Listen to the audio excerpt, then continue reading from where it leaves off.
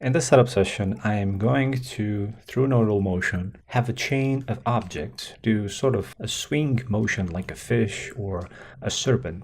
So this is going to be a chain of objects that will perform the sort of shape as they are animated through Nodal Motion.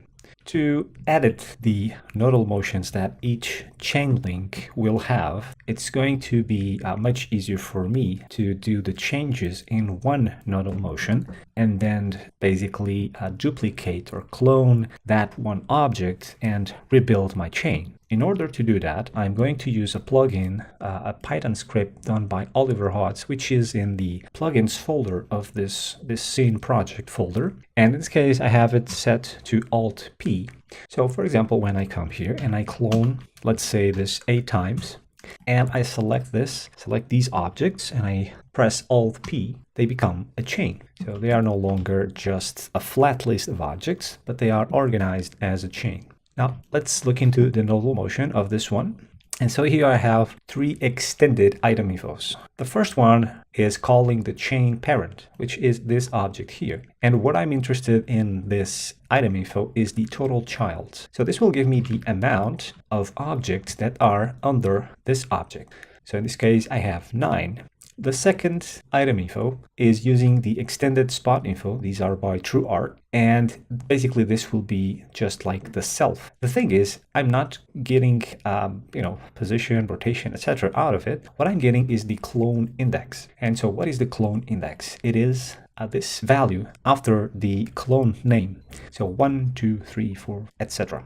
What I'll use those 2 values for is to perform a remap operation. So I have my clone index value start at 1, and they go up to some value depending on how many clones I have. In this case, it's 9. And then these are mapped into a normal range, a unit range, 0 to 1. And then these are used to map values to create a fall off, a transition of values along the chain. So maybe, for example, I want the first item of the chain to not rotate so much. So I might use this to multiply the rotation that I'm going to set, for example, by 0.1 at the start of the chain, but by 1 at the tip, so that this one rotates more and this one rotates less. I can use the same, for example, to control the scale of the objects along the chain. Maybe I want this first one to have the scale 1, but I want the last one to have a scale of 0.5. So with this transition, I get that the chain will shrink slowly. So let's look into how can I set up that motion. The first thing that I have set up in here is a vector constant with 0, 0, -2. And this is why these objects are offset from their parent by -2 on the z-axis. So here you can see -2. The reason that I have this swap vector is that so the first one doesn't get offset by -2, otherwise he would be here. So I want it to be here. And so for that, I use the clone index, which in this case for this object is 1, and I subtract 1 to that, so it becomes 0. And then since it's 0, it's going to output here the value of 0. In this case, this is not wrong because the clone index is not giving me the actual value. So this should be giving me 1. But what's going to happen is then for this single object, the output that comes out of here is 0. For all the others is 0, 0, -2. And so that's why the first one is not being offset like the others. To talk about the item infos, the last one is a control object. So this control object that is here, I'm going to use it to manipulate the parameters for all links in the chain. So whenever I want to control a certain parameter, I'm going to use its motion channels to do that. So let's start. And so basically, whenever I want to update my node tree, I delete them all. I clone. So let's do something here so I can do that. So in order to have this sort of swing motion, what I'm going to use is the sine function. So the sine function does something like this. So I want some links to rotate a little bit like this, others like this, and others like this. So I'm going to use the sine function to basically have this swing motion. And I'm going to use the object x-axis to go through the sine function and give me that. So let's do that. So sine and I'm going to plug the position right away here because only the x-axis will go into here. And so let me create some space here, move this up maybe, and I could just make vector and put this here on the X channel, which is the heading. And so I'm going to put this on rotation. So now when I move this object, I have this swing motion. Right, but I don't want all the objects to rotate in the same, to have the same coordinate in the sine function. So for example, I want this one to be here, I want the next one to be here, the next one to be here, the next one to be here, and so on, so that there's some variation in and I make the chain to make an S shape. So to do that, I have to have different values for different objects. And so I'm going to use these two to perform the operation that I mentioned here. So I have a fall off throughout the chain. So here I'm going to put a remap node, and I'm going to put the total childs in the maximum, and I'm going to put the clone index in the scalar. So now the total childs is 9, so this comes from 1. Actually, it starts at 1. So from 1 to 9, this will go from to 0 to 1. So let's see what I can do. Well, I can maybe add. So let's say I'm going to scalar add, and I'm going to add to this value. But do I just want to add? Do I just want to add one? Maybe I want this control to control how much I add, so that the chain I can control how much.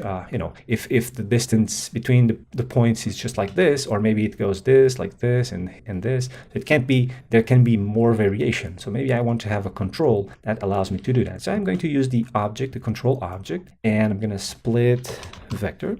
And I'm going to use the Y channel of this control object to control how much is that variation. So in this case, it's 0 for now. So when I move this, I still have that. But if I move this on the Y-axis, you can see there's some variation. Of course, since there will be a fall off, the variation will be different for different objects. So let me clone this, and we can check what I've done so far. So 8 copies. Actually, this is the wrong object, and so yes to all. So 8 clones, select them all, Alt-P, now I have a chain. Oh, I deleted my object. That is rich.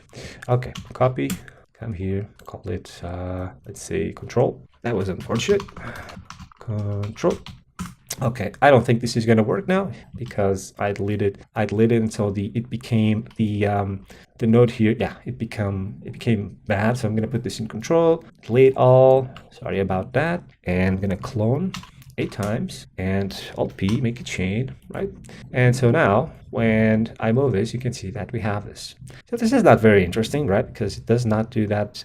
They all have the same rotation orientation. So let's change the Y-axis. Oh, okay. So now with the Y-axis change, we see some variation. Oh, this is better.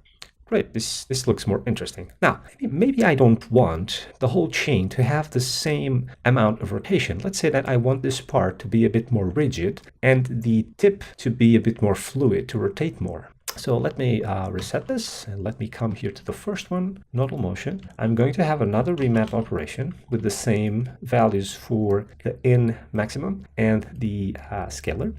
So, but this is going to multiply. So let's see, maybe I want, after the sine function, multiply scalar, and let's say for the first one, I want to be a really small amount, let's say 0.1. And for the last one, I want it to be whatever rotation it is. So 1 is fine. And maybe I want to control of how much the rotation, how much this last value is by the scaling. So let's say I put, say, the scaling x-axis here.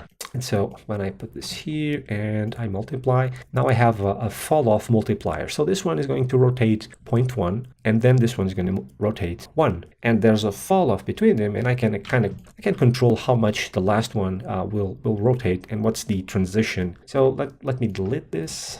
Yes to all, and clone 8 of them and run the script. Right, so let me go to the control object, which apparently I had it hidden, and let me move. So if I move this, I just have them doing all the same rotation. But if I move this up, I have some variation. And so now you can see that I get something more interesting. So this one is not rotating so much, but the one on the tip is rotating a lot. So you can see that it's a nice fall off that is going on. This is kind of fun.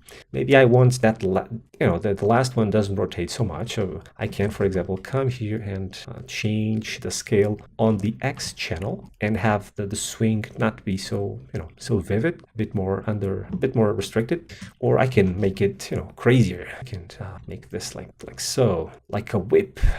Okay, so something I want to do as well. I want to change the scale of the object. So this one is the biggest one, and then they start decreasing in size as they go to the end of the chain. So let's do that. I'm gonna again delete all the others. And I'm going to here to Nodal Motion, make another one of these, put the total childs into the in maximum, and put the clone index into the scaler. So the first one, I want it to have the scale of 1, and the last one maybe 0.5. Okay, so let me put that into the scale. And so at the moment it's not working properly, but let's say that I also want to blend between whatever result I have here with no rotation at all. So let's say I'm going to put this scaling channel here on the y-axis, and I'm going to multiply it by my final output. So scalar, multiply, and I'm going to put this here. Okay, so let's see what this has done. So I'm going to clone this by 8 times, select all objects, run the script. Oh, now we have something that looks a bit like a tail that decreases in size. So I just did this, they do all the same rotation. I'm going to put it a little bit up on the y-axis, and now as I animate this, it looks like a nice tail swinging. So I can control the, I can reset the swing by just using the Y channel of the scaling, and if I put it to 0, it will basically make that there's no swing going on, there's no rotation. Or if I want to increase this, I can just put it up, and now the last one in the chain will do even more as it was doing. So I get something like this. Right, I think I'm almost done. The last thing I guess would be nice to have is the ability to have the rotation of this object to control the whole chain. So let me delete this and let me come to chain link, Nodal Motion, and there's an operation here called HPB add. So this allows me to do 2 rotations in sequence and combine them. And so of course this will work as a sort of a parenting relationship. So the first one, since this is in order of evaluation, if I understand right, the first one will happen, and the second one will affect whatever was done to the first one. So in a way, you will get that HPB B will be the parent rotation of HPB A. So this, whatever comes out of this is a relationship similar to the parenting of 2 objects that rotate.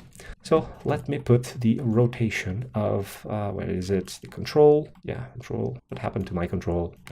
Why is this not showing control? Strange. Okay, rotation. Let me put this one in here, and let me put this this here. Right. So now when I put this here, this object will also control the rotation of the chain, and it will propagate along the chain. So let me clone this link 8 times, select the objects, and run the script. And now I'll put this up a little bit so I have some variation. Of course, if I go crazy, I get a lot of variation, and there's almost no rotation. But as I swing this now, you can see, you can, depending on the y-axis value that you give, there's more variation. But the more variation you have, also you have a tighter rotation. So it's a bit of a balance there. But now if I rotate this object, you can see that the whole chain rotates as well, and those rotations propagate. So this can be useful to do a quick whip, quick whip. And so yeah, I think this setup is fairly good as it is. So I can control the swing with the X channel. I can control if I want this to rotate at all or not, or if I want it to have more, and I can control how much the tip rotation is on the X channel scale. Okay, I think I'll leave this as it is. You can add more things. For example, you can put functions in the remap nodes, so you can control the distribution, etc. But I think it's quite fair as it is now. Cheers.